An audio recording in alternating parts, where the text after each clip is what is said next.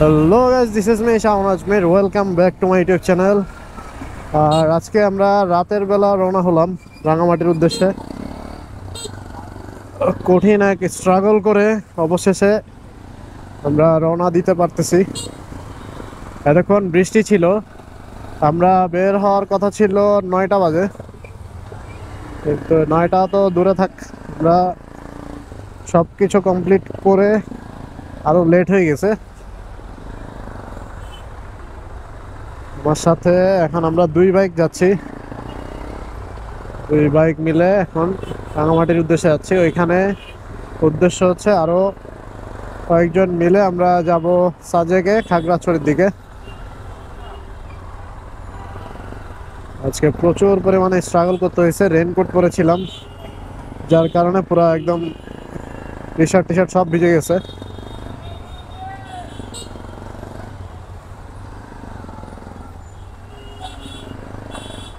ওর bike ওই অনেক দিন পর আবার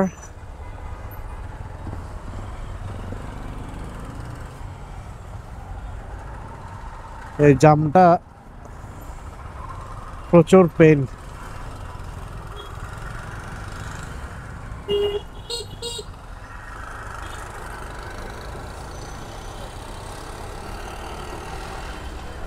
যাক, অ্যাট লাস্ট জামটা একটু ছাড়ছে, আমরা হালকা আবার একটু স্পিড বাড়াইতে পারবো। এতক্ষণ রেনকোট পরে একেবারে পুরো শরীর জ্যাম ফিট হয়েছিল, এখন একটু রিল্যাক্স।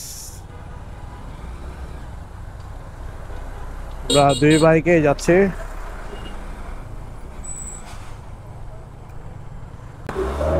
এই এত রাতে আমরা বের হয়েছি, রাঙামাটির উদ্দেশ্যে যাচ্ছে এখন।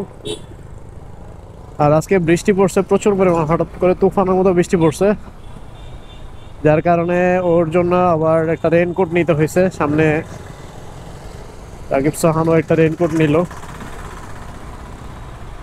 ও রেনকোট নিতে নিতে আরও সময় এক্সপেন্ড বেশি হয়ে গেছে, যার কারণে একটু লেট হয়ে গেছে আরও। আমরা তো ভাবছি যাইতে পারবো না রাতে, পরে অনেক চিন্তা ভাবনা করে অনেক মনোবল নিয়ে বের হয়ে গেলাম রাতে রাঙামাটির উদ্দেশ্যে। কারণ হচ্ছে আমরা সাজেক যাব, যার কারণে হচ্ছে অনেক দূর হয়ে যাবে। যদি আমরা কন্টিনিউ জার্নি করি অনেক বেশি টাফ হয়ে যাবে।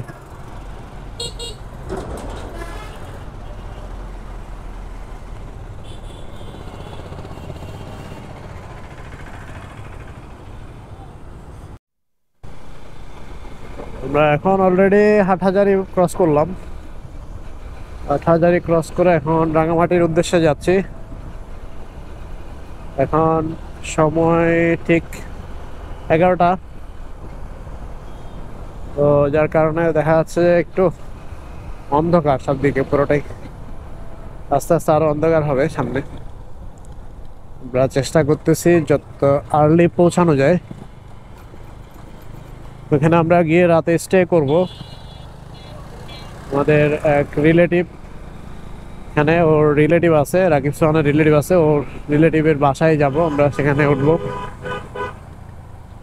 তারপর আমরা সকাল সকাল রওনা দিব 4 বাইক সাজেকের উদ্দেশ্যে।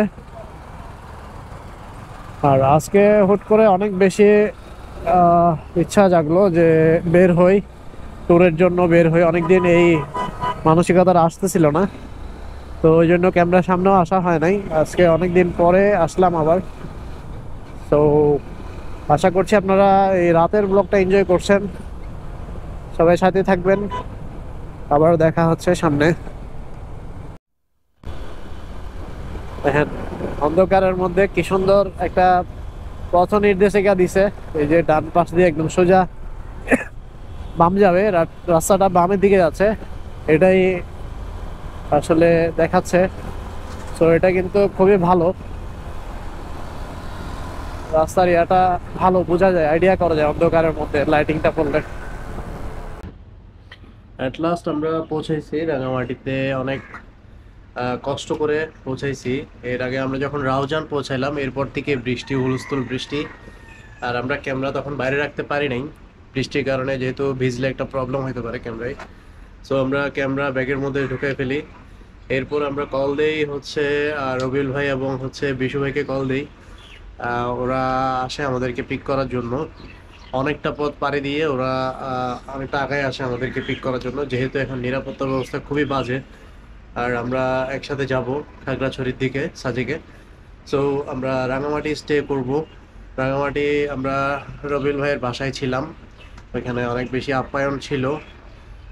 তারপর আমরা ওনারা এতটাই আন্তরিক যে আমাদের জন্য বৃষ্টিতে ভিজে ভিজে অনেকটা পথ সামনের দিকে চলে আসছে রাঙামাটি থেকে আমাদেরকে পিক করার জন্য।